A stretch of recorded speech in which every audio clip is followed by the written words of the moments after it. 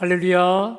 자, 오늘 이 말씀은 당시 아브라함이 살고 있었던 그 땅, 그랄 땅의 왕인 아비멜렉과 아브라함이 나누는 대화의 내용입니다.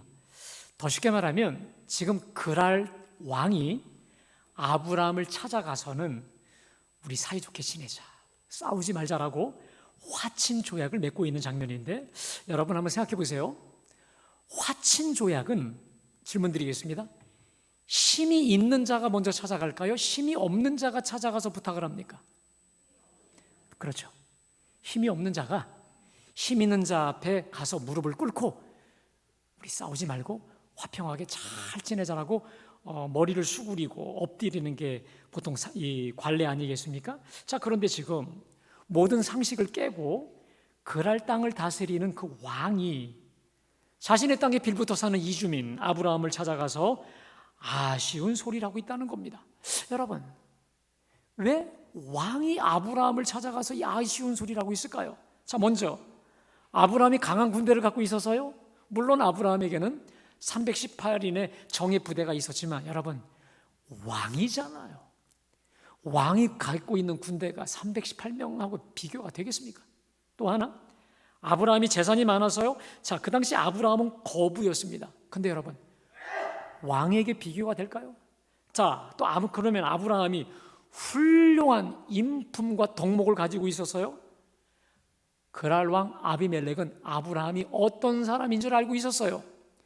속임수의 아주 달인으로 알고 있었기 때문에 아브라함이 그다지 훌륭한 인격의 성품자라고 알고 있지 않았습니다. 자, 그렇다면 대체 왜 한 나라의 왕이 이주민에 불과한 아브라함을 찾아갔을까?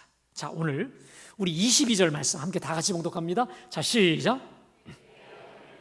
그 군대 장관 비골이 아브라함에게 말하여 이르되 내가 무슨 일을 하든지 하나님이 너와 함께 계시도다. 아멘. 자, 이 아비멜렉과 군대 장관 비골이 아브라함을 찾아간 이유가 있습니다. 그 다음 말씀이요, 우리 다 같이 있습니다. 시작.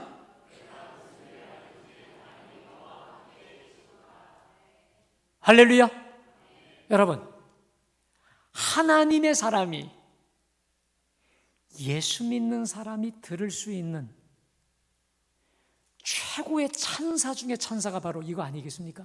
할렐루야. 당신을 보니까 무슨 일을 하든지 하나님이 너와 함께 계시도다. 할렐루야. 저는 이런 얘기 듣고 싶고 여러분 모두가 이런 소식을 듣게 되기를 주님의 이름으로 축복합니다. 자, 이런 거예요. 이 말은 다른 말로 말하면 나는 아브라함 네가 하는 모든 일들을 다 지켜봤고 다 안다는 거죠. 여러분, 실제로 어느 나라에 이주민들이 들어오면 그 당시에 왕들은 정보 요원들을 동원해서 신뢰하기 전까지 그 사람들의 일거수일투족을 다 파악하게 합니다. 자, 그래서 이 모든 정보망을 통해서 다 들었는데 이 모든 것을 듣고 지켜본 결과 너는 무슨 일을 하든지 하나님이 너와 함께 계시도다. 할렐루야. 자, 물론 이 그랄왕 아비멜렉이 아브라함을 처음 만났을 때는 어떤 사람이었어요? 자기 아내를 누이라고 속였던 거짓말쟁이로 알고 있었는데 아브라함을 만나면 만날수록, 보면 볼수록 저 사람은 과연 하나님이 편들어 주시는 사람, 저 사람 속에는 과연 하나님의 영이 저를 축복하고 사로잡고 그 위에 있는 사람으로 알게 된 거예요. 여러분, 이런 말이 있습니다. 성령 충만하면 내가 알고 남이 안다 하는 말이 있습니다. 여러분 자신이 하나님의 영으로 충만하지요. 내가 먼저 알아요. 그리고 주변 사람, 여러분과 가장 가까이 사는 사람들이 달라, 뭔가 달라. 아하, 성령 충만하구나. 이걸 바로 안다라고 하는 것이죠. 자, 지금 하나님의 영으로 충만한, 하나님의 영이 그를 붙잡고 있는 아브라함을 목도한 순간 이 아비멜렉 속에 이런 두려움이 왔어요. 내가 저 사람하고 관계가 틀어지면 큰일 나겠다. 여러분, 이거 갖다가 영권이 임했다라고 합니다. 영권. 아브라함 위에 머리끝부터 발끝까지 하나님의 성령의 영이 권세 있게 임한 그것을 목도한 순간 거룩한 두려움이 온 거예요. 내가 저 사람하고 틀어지면 저 사람을 붙잡고 있는 하나님의 영이 나와 우리 집안을 저주하겠다라고 하는 두려움을 갖게 되면서, 자, 창세기 21장 23절 말씀 우리 다 같이 한번 읽어봅시다. 시작. 내 아들과 내 손자에게 거짓되이 행하지 아니하기를 이제 여기서 하나님을 가리켜 내게 맹세하라. 내가 내게 후대한 대로 너도 나와 내가 머무는 이 땅에 행할 것이니라. 아멘. 여러분, 저 구절을 보세요. 그냥 나 혼자 하고 친하게 지내자 하면 상관이 없는데, 자 보세요. 나와 또 그 다음에 뭐죠? 내 아들과 그 다음 내 손자에게 거짓되지 행하지 않기를 잘해달라는 거예요. 아비멜렉이 느꼈어요. 내가 저 아브라함과 등을 지거나 잘못하면 나도 저주받고 우리 아들도 저주받고 또 우리 손자 3, 4대 자자손손 심판과 저주와 멸망할 것 같다라고 하는 거룩한 두려움이 임한 순간 아브라함을 찾아가서 3, 4대를 책임져 달라고 얘기하는 거죠. 이에 아브라함이 내가 맹세하리라 라고 쾌이수라고 해주죠. 여러분, 그 순간 아비멜렉이 한숨을 후 쉬면서 얼마나 안도의 한숨을 쉬었을까요? 자, 그러면 여러분, 제가 여러분께 묻고 싶어요. 대체 아비멜렉이 하나님을 전혀 모르는 아비멜렉이 아브라함의 무엇을 보고 너는 무엇을 하든지 하나님이 함께 하시는 사람이다 라고 하는 확신을 갖게 되었을까요? 몇 가지가 있습니다. 자, 첫 번째는 몇 년 전에 있었던 사라 사건을 통해서였죠. 아브라함이 그랄 땅에 도착하자마자 자기의 아내가 너무 미인이다 보니까 약속을 하죠. 너는 내 누이다. 속여요. 그리고는 이제 아비멜렉이 미인 사라를 데리고 가죠. 근데 하나님이 동침하기 이전에 깊은 잠에 빠지게 하시면서 꿈에 나타나서 뭐라 하십니까? 내가 데려간 이 여인으로 말미암아 내가 죽으리니 그는 남편이 있는 여자임이라. 하나님이 죽이시겠다는 거예요. 아브라함이 이 아비멜렉이 공포 속에 항변을 하죠. 주여, 의로운 백성도 주께서 멸하시나이까? 그는 나에게 이 여자는 분명히 자기 아내라 하였고 누이라 하였고 그 여자도 오빠라고 하지 아니하였나이까? 억울하다는 거죠. 그때 하나님이 다시 이 사람을 또 꿈속에 들어가시더니 이렇게 말씀하시죠. 내가 온전한 마음으로 이렇게 한 줄을 나도 알았으니 이제 그 사람의 아내를 돌려보내라. 그는 선지자라. 그가 너를 위하여 기도하리니 그러면 내가 살려니와 만일 돌려보내지 않으면 너와 내게 속한 자가 다 죽을지 알라. 아까는 너 혼자 죽이겠다 하셨는데 너와 내게 속한 모든 자, 민족을 다 멸해버리겠다는 거예요. 얼마나 겁박을 주셨는지. 아침에 일어나자마자 사라를 돌려보냅니다. 그리고 아브라함이 아비멜렉 집안을 위해서 기도하니까 사라를 데려갔을 때 그 집안의 모든 태가 막혔어요. 근데 아브라함이 기도하니까 다 태문이 열려진 것이죠. 자, 이것을 통해서 알았고, 두 번째, 그 뒤로 몇 개월 뒤 아브라함이 100세에 증손자 같은 아들을 낳죠.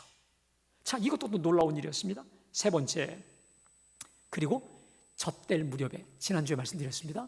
3, 4살에 100세 낳은 아들을 위해서 온 동네 사람들을 불러다가 거하게 큰 잔치를 베풀죠. 여러분, 여기서 알 수 있는 게 있습니다.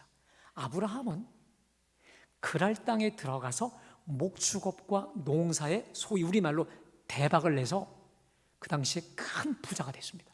여러분, 그러랑은 알아요. 자기 땅이 얼마나 척박한 땅인 줄 알아. 근데 아브라함이 들어오니까 그가 가는 곳곳마다 그냥 형통과 농사, 이 모든 목축업이 그냥 형통하고 대박을 나는 거예요. 여러분, 그러면 이 모든 갈 때마다 잘 되고 형통하고 막힘이 없는 부자가 된 이것들만을 통해 너는 무엇을 하든지 하나님이 함께 하시도다 이렇게 알았을까요? 예, 맞기도 한데 그게 다가 아니에요. 단지 형통했기 때문에, 가는 곳마다 잘 되었기 때문에 그게 아니에요. 그것만이 아닙니다. 그럼 뭘까요? 자, 하나님을 전혀 알지 못하던 이방인 아비멜렉이 아브라함을 통해서 성령의 충만함을, 하나님의 영이 그를 사로잡고 있는 영의 사람임을 알고 압도될 수밖에 없었던 그 비결이 있습니다. 자, 그게 바로 오늘 21장 22절 말씀 다시 봉독합니다. 우리 다 같이 봉독합니다. 시작.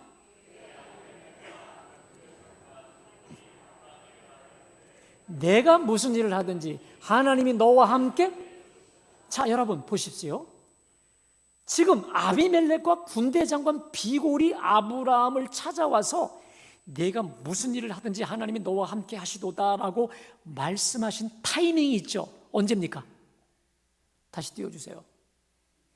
따라합시다. 그때. 바로 이때에 아비멜렉이 기가 막힌 것을 보면서, 주의 영광을 보면서 찾아가서 화친조약을 맺는 거예요. 여러분, 그럼 제가 물어볼까요? 그때는 언제입니까? 그것은 바로 지난주에 묵상했던 여종 하갈과 아들 이스마엘을 집에서 내어 쫓아보낸 바로 그 직후였습니다. 어린 아들 이삭을 이스마엘이 놀리고 희롱하자 사라가 아브라함에게 강력히 요청하죠. 저 여종과 저 아들을 내쫓으라. 여러분, 사라의 이 말을 듣고 아브라함이 너무 근심에 빠졌어요. 왜냐? 비록 몸종이지만 그래도 내 아내였잖아요. 그래서 여러분, 거의 20년을 같이 살았어요. 생각해 보세요. 20년을 같이 함께 몸을 잠그고 살았다고 하니 이게 쫓을 수 있어요? 그 다음, 비록 서자였지만 내 아들이었잖아요. 이삭을 낳기 전까지는 이 아들이 유일한 소망이었고 유일한 기쁨, 이스마엘이 있지 않겠습니까? 근데 내어 쫓으라니, 광야로 가면 죽는데 얼마나 고통과 괴로움 속에 잠을 못 자고 엎지락 뒤치락 하고 있었잖아요. 자, 그때 하나님이 잠 못 자고 있는 아브라함에게 나타나셔서 뭐라고 하십니까? 내 아이나 내 여종으로 말미암아 근심하지 말고 사라가 이른 말을 다 들으라. 무슨 말이에요? 내쫓으라는 거예요. 그래서 아브라함이 아침 일찍 물과 떡을 충분히 챙겨가지고 하갈의 어깨에 메우고 떠나 보내지요. 잘 들으십시오. 바로 그때, 그 직후에 아비멜렉이 아브라함을 찾아왔어. 네가 무슨 일을 하든지 하나님이 너와 함께 계시도다. 할렐루야. 자, 여러분, 여기서 아주 중요한 원리를 우리가 깨닫게 됩니다. 내가 하나님의 말씀대로 순종할 때 사람들은 나를 통해 하나님이 나와 함께 계심을 보게 되는 줄로 믿습니다.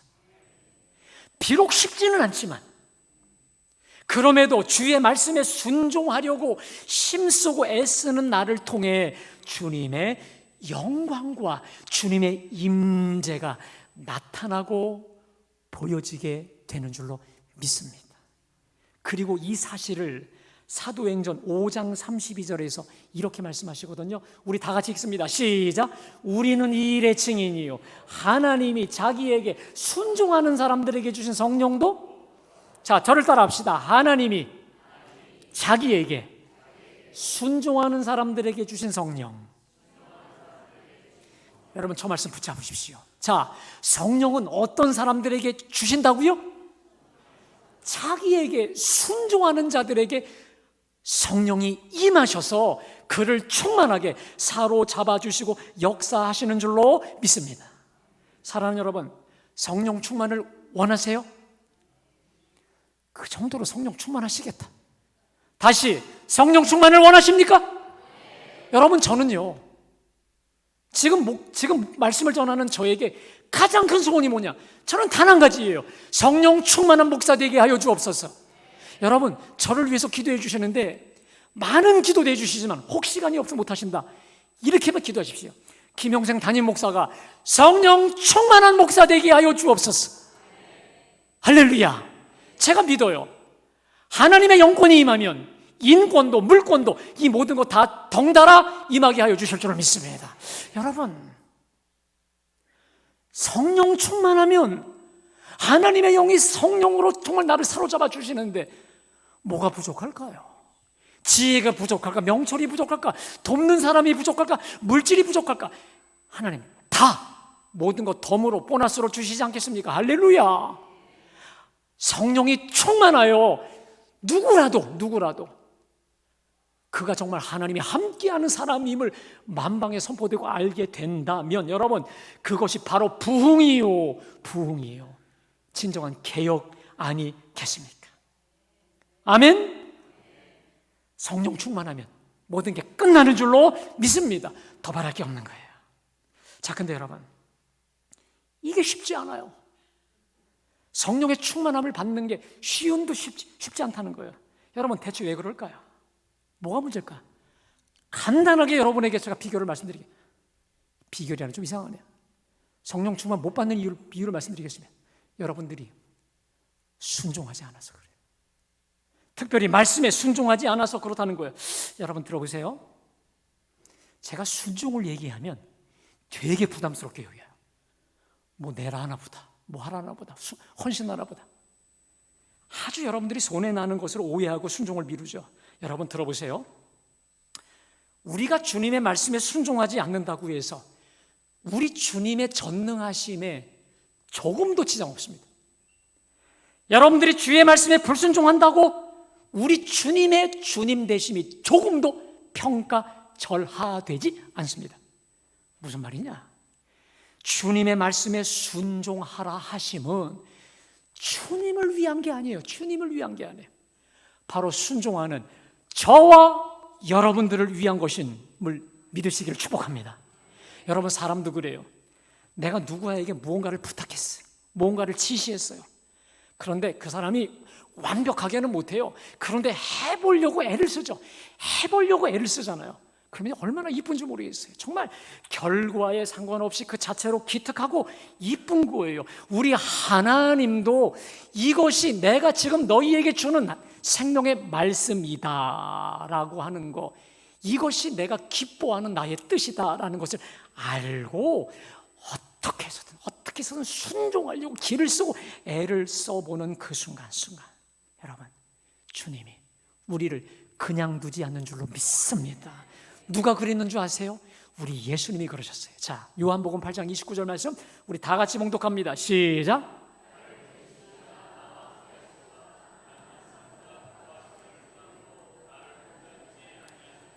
자, 우리 예수님께서 고백하신 겁니다. 나를 보내신 이가 나와 함께 계시도다. 나는 항상 그가 기뻐하시는 일을 행함으로 나를 혼자 두지 아니하셨느니라. 아멘. 그러니까 우리 예수님은 이것을 우리 하나님, 성부 하나님이 원하셔. 이게 하나님의 뜻이야, 말씀이야. 이게 서는 그 순간 바로 즉시 100% 순종하셨기 때문에 성부 하나님이 그분을 혼자 두지 아니하셨다. 더 쉽게 말해 성령으로 충만케 하신 줄로 믿습니다. 여러분, 우리 교회 어느 교우분의 고백입니다. 그분이 이렇게 고백하시더라고요. 근데 이분은 진짜로 강단에서 선포되는 말씀 그대로 살려고 애를 써요. 또 저렇구나. 이게 아니라, 여러분, 이게 아니라 언제 선포돼도 가장 처음 듣는 말씀으로, 아주 낯선 말씀으로 듣고 말씀 그대로 살아요. 예를 들어 용서하라 라는 말씀을 제가 전하면 내가 지금 용서하지 못하고 까칠하게 있는 사람이 누군가를 떠올리면 떠오른대요. 그리고 그걸 진짜 삶에서 실험해. 그럼 용서가 되고, 허물을 좀 덮어주고 봐주라 하면 정말 내가 덮어줘야 될 사람이 누군가 떠오르면 또 생각이 나서 또 만나고 해결을 하고, 정말 어린아이와 같은 가장 겸손하고 이런 마음으로 말씀 그대로 삶 속에서 실험을 하고 한다는 거예요. 근데 정말 그렇게 된다는 거예요. 자, 어느 날 만나는 사람들이 이렇게 묻더래요. 얼굴이 폈어. 무슨 좋은 일 대박 났어? 속으로 사업은 사실 더 어렵고 힘은 더 튼데 사람들을 만날 때마다 뭐라고? 폈어. 좋은 일이 있어 한다는 거예요. 여러분, 내 삶의 형통함과 상관없이 순종하는 마음으로 말씀을 순종할 때, 여러분, 순종하는 자에게 임하는 성령의 역사인 줄로 믿습니다.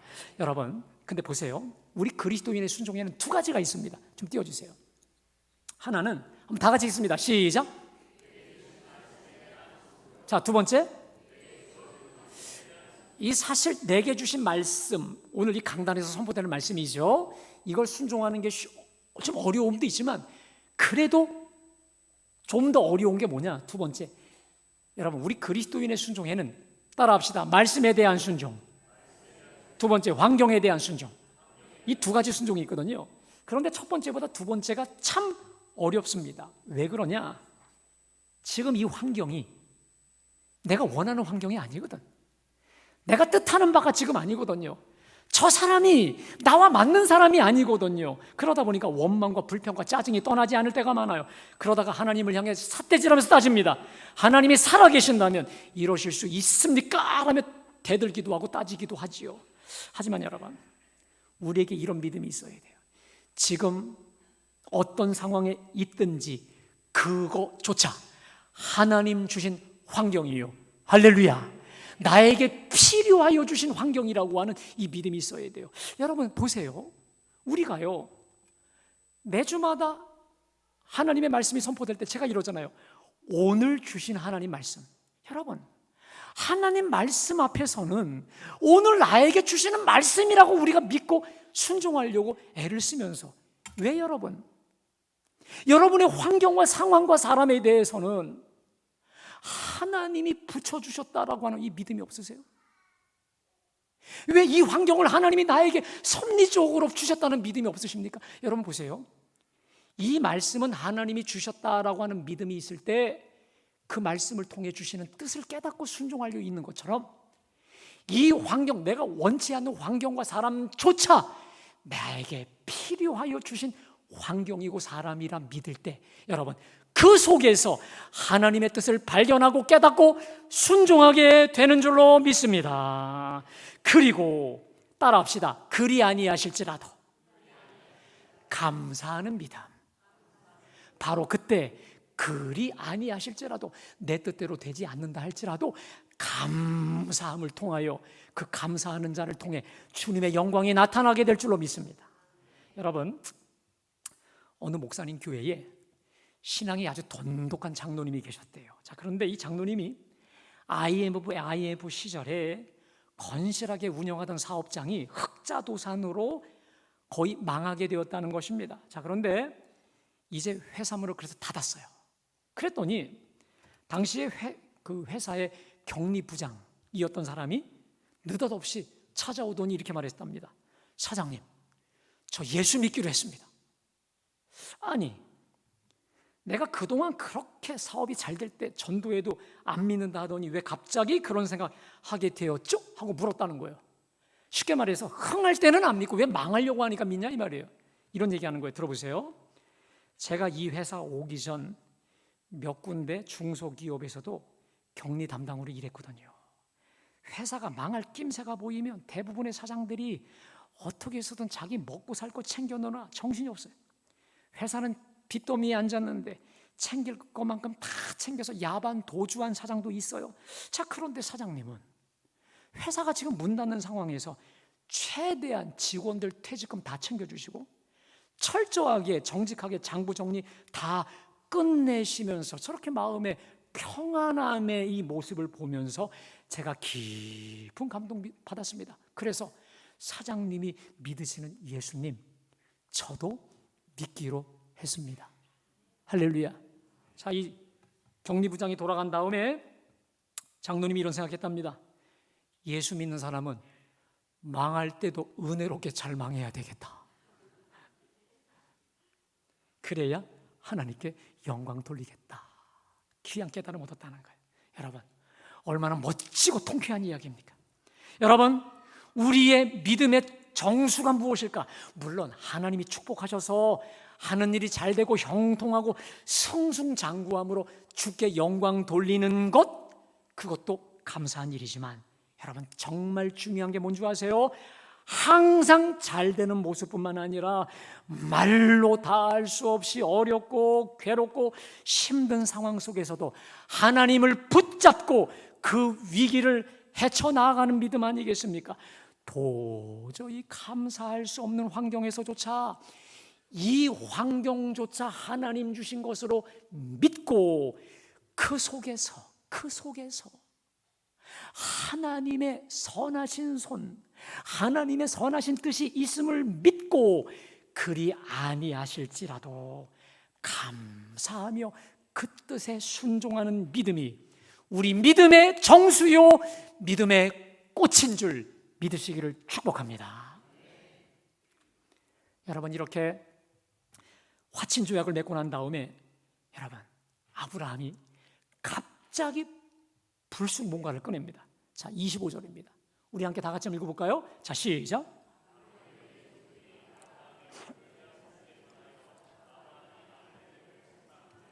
자, 이렇게 좀 은혜롭게 모든 게 다 가고 있는데 아브라함이 갑자기 뭘 하나 제기합니다. 아비멜렉의 종들이 아브라함의 우물을 빼앗은 일에 대해 아비멜렉을 책망했다.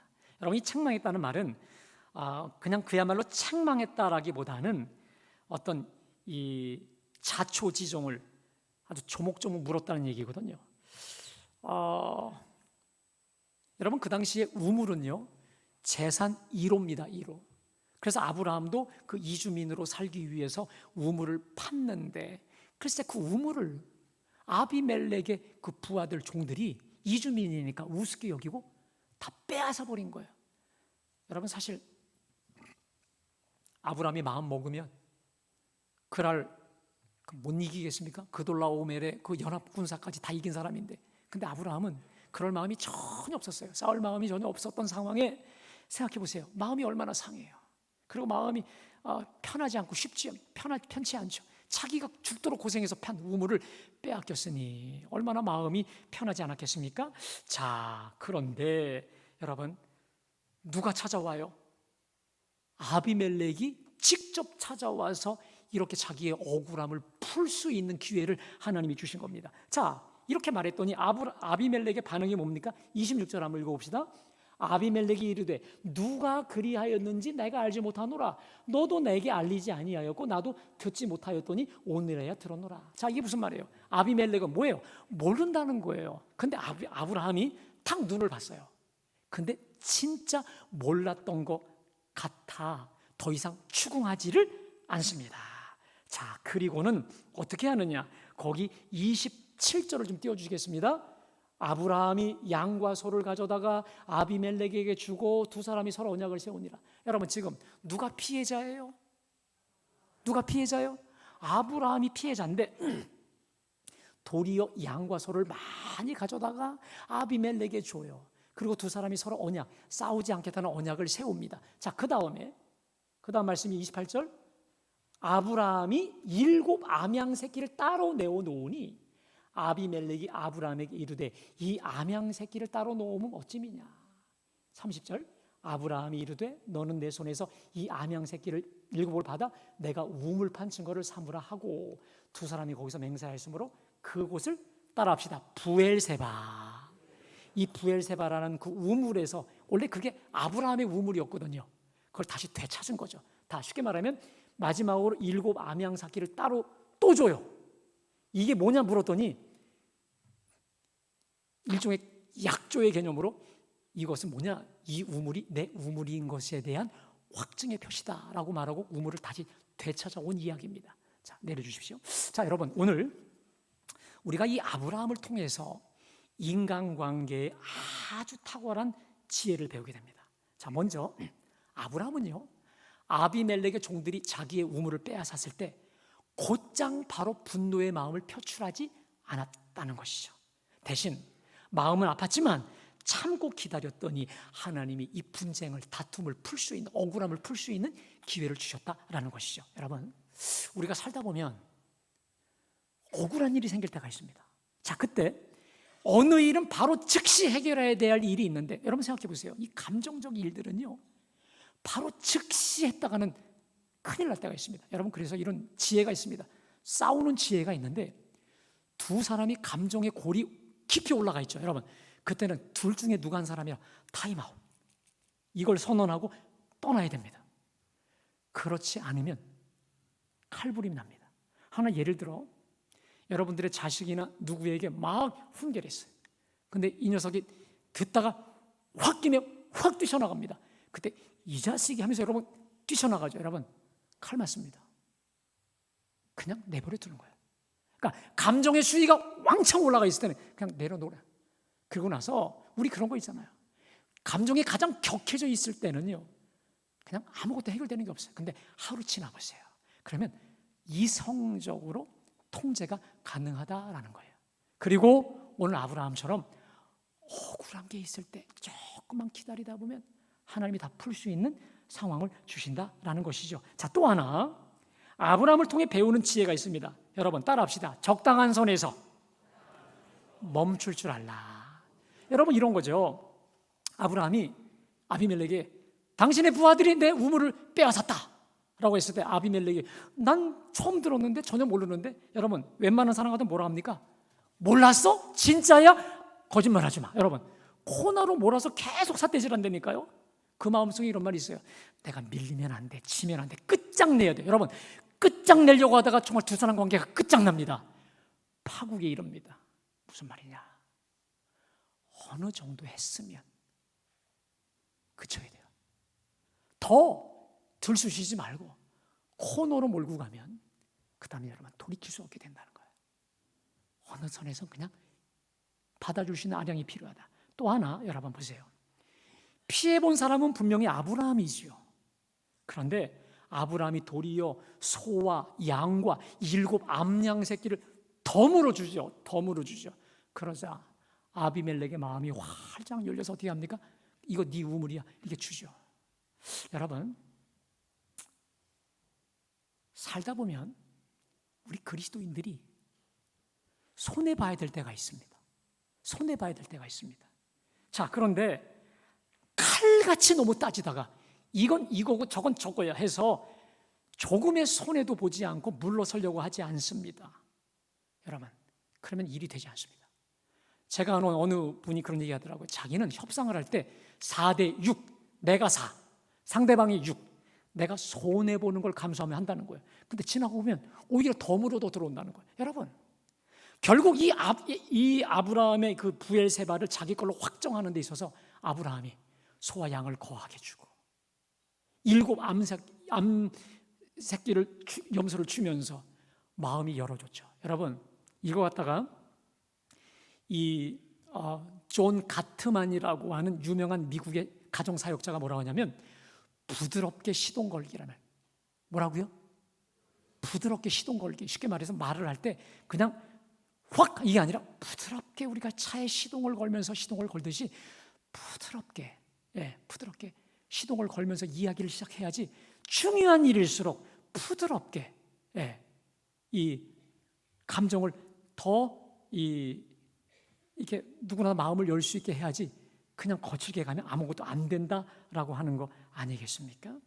자, 여러분들 오늘 이 아브라함의 이 지혜를 여러분들이 집에 가서 다시 한번 좀 보시면 참 좋겠고요. 자, 아브라함이 이 부엘세바에서 언약을 체결하고 난 뒤에 이 행위를 합니다. 자, 우리 33절, 34절 말씀 우리 다 같이 33절 꼭 붙잡으시기 바랍니다. 다 같이 있습니다. 시작.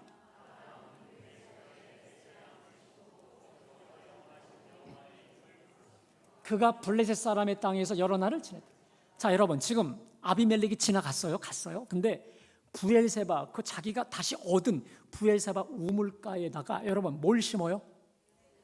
에셀나무를 심고 거기서 영원하신 여호와의 이름을 불렀다라는 것입니다. 여러분 에셀나무가 뭐냐? 좀 띄워주실래요? 저 에셀나무는요 엄청나게 큰 나무예요. 그리고 저 나무는 사막의 적에 들어서면 사막을 오아시스로 만드는 기가 막힌, 저게 10m, 20m까지 올라가는 재질이 단단한 나무입니다. 여러분 보세요. 부엘세바에 지금 서로 약조를 했어요. 근데 거기다 뭘 심었어요? 에셀나무를 심고 그 다음 영원하신 여호와 하나님의 이름을 불렀더라. 할렐루야. 여러분 이게 무슨 뜻일까요? 무슨 의미일까요? 이런 겁니다. 지금 나와 당신과 세운 이 부엘세바 언약은 지금은 좋아서 성사가 됐지만 당신의 마음이 바뀌면 얼마든지 뒤집혀질 수 있는, 무효로 파기될 수 있는 내가 조약인 거 알아. 그러나 이 브엘세바의 에셀나무 누가 함께 하시며? 누가? 따라합시다. 영원하신 하나님 여호와. 영원하신 하나님 여호와가 함께 하셔서 붙잡아 주실 때 이 조약은 영원하리라. 할렐루야. 사랑하는 여러분, 오늘 이 아브라함의 이것이 우리에게는 해당할까요? 우리에게는 각자의 브엘세바가 있습니다. 내 사업의 브엘세바, 내가 이제 새로 시작하는 브엘세바가 있어요. 내가 아끼고 사랑하는 우리 자녀들, 내가 아끼는 이 모든 직장, 모든 일에 브엘세바가 있습니다. 근데 여러분, 그것은요, 아무리 내가 최선을 다한다 할지라도 상황이 바뀌고 환경이 바뀌면 무너지고 깨지고 사라질 수 있습니다. 그러나 그 브엘세바 위에 누가 에셀나무를 심어서 전능하시고 영원하신 하나님이 붙잡아 주실 때 그 브엘세바는 영원케 될 줄로 믿습니다. 여러분, 오늘은 어버이 주일이죠. 내 부모를 공경하라 말씀하신 대로 여러분, 우리는 우리 육신의 어버이를 정말 사랑하고 그분들의 권위를 인정하며 끝까지 공경해야 될 줄로 믿습니다. 그런데 여러분, 우리 육신의 아버지 어머니는요, 아무리 건강하셔도 100세 그 이상은 영원하지 못하지만 우리의 영원한 영의 아버지 여호와 하나님이 계신 줄로 믿습니다. 여러분, 아브라함은 그 영원하신 영의 아버지 하나님을 붙잡았기 때문에 여호와 하나님으로 상징되는 그 에셀나무를 심고 거기서 여호와의 이름을 불렀지 않습니까? 여러분, 우리는 연약합니다. 넘어집니다. 오늘 하루 살기를 힘겨워합니다. 그리고 주님의 뜻대로 순종하기 너무도 버겁습니다. 그러나 여러분, 그렇기 때문에 브엘세바와 같은 질그릇 같은 우리에게 에셀나무가 심겨져야 되지 않겠습니까? 쉽게 말해 새벽 기도에 에셀나무를 심고, 할렐루야, 기도의 에셀을 심고, 감사의 에셀을 심고, 말씀의 에셀을 심으며 전능하시고 영원하신 여호와 하나님의 이름을 부를 때 여러분, 저와 여러분의 브엘세바는 주 안에서 영원하고 든든하게 서게 될 줄로 믿습니다. 그것을 보고 그로 인해 많은 사람들이 저와 여러분을 통해 너를 보니 여호와께서 언제나 함께 계시도다. 할렐루야. 하나님의 영광이 저와 여러분을 통해 분명히 나타나고 드러나게 될 줄로 믿습니다. 질그릇 같고 연약하고 미련하기 짝이 없는 이 브엘세바, 우리 삶 속에 기도에, 말씀에, 감사에, 찬송에 에셀나무를 순간순간 심음으로 인해 영원하신 여호와의 이름을 부르며 정말 주의 영광으로 가득한 주님과 함께하는 우리 모두가 되시기를 주님의 이름으로 축복합니다.